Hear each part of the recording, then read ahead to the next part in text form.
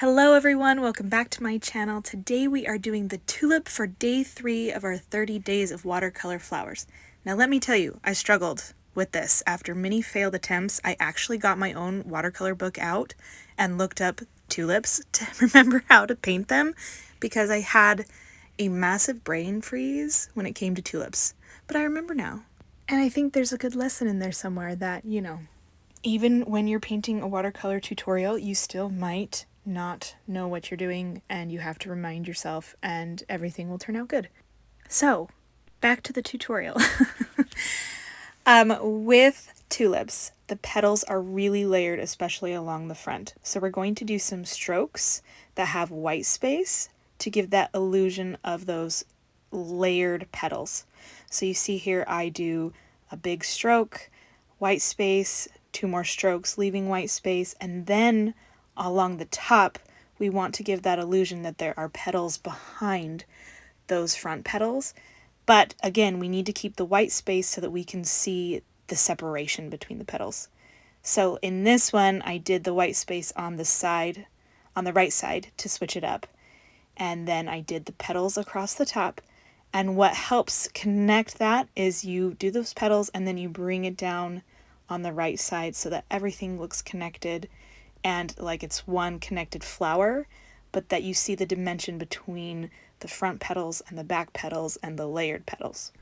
Tulips don't have a lot of color variation, so I like to add a little bit of darker pigment of the same color that I'm using along the bottom and kind of inside where the petals on the back of the flower would be going down into the flower.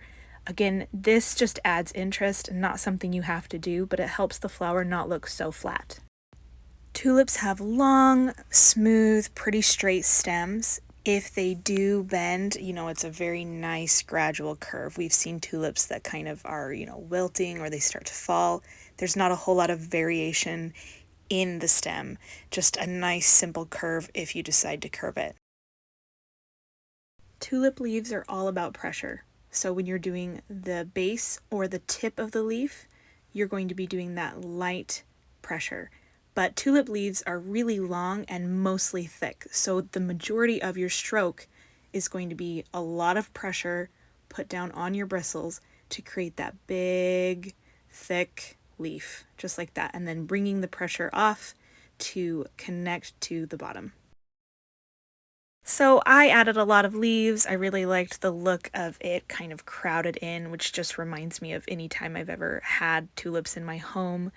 And then also I wanted to touch down onto the tulips with the green to create some nice bleeding, blooming moments, which in my opinion makes loose watercolor amazing. That's my favorite part about it.